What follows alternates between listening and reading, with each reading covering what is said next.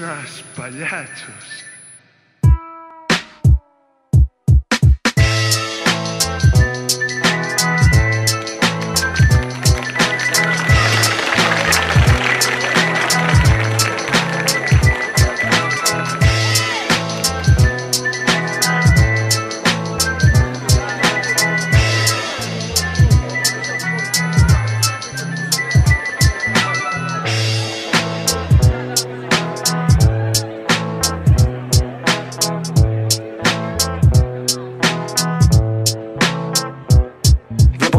Λοιπόν, κάτα εκεί ένα σκυφτό παιδί με παλιά του ψυχή.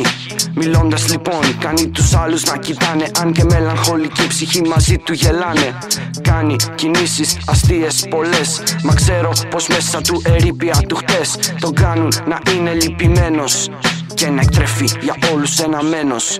Πάντα ήθελε με το δικό του τρόπο να μιλά, μα ό,τι και να έλεγε δεν τον παίρνα σοβαρά. Κορόιδεμα, ασύστολα έτρωγε ο καημένος, κι απ' τα σκουπίδια πιο άχρηστος ένιωθε πεταμένος.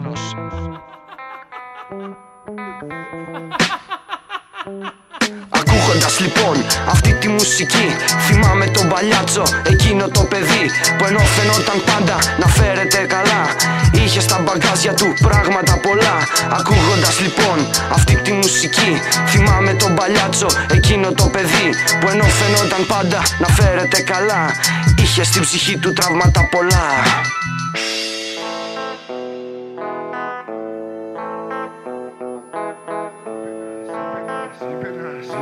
Είπε ένας παλιάτσος.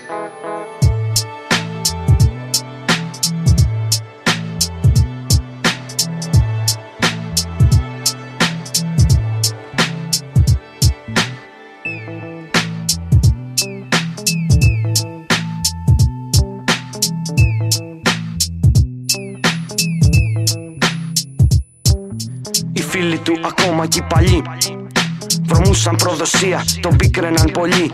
Εκείνος όμως ρε, συνήθεια έχει αποκτήσει. Δεν άφηνε το μίσος να τον κυβερνήσει. Όλους τους αγαπούσε κι ήταν μάλαμα παιδί, και η ψυχή του ήταν για όλους καθαρή. Το μόνο που ήθελε ήταν να τους κάνει να γελάνε, παρόλο που όλοι θέλαν να τον κακομελετάνε.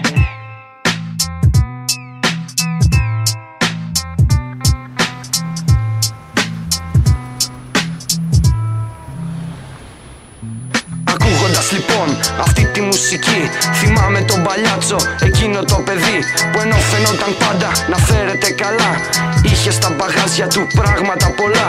Ακούγοντας λοιπόν αυτή τη μουσική, θυμάμαι τον παλιάτσο, εκείνο το παιδί που ενώ φαινόταν πάντα να φέρεται καλά, είχε στην ψυχή του τραύματα πολλά.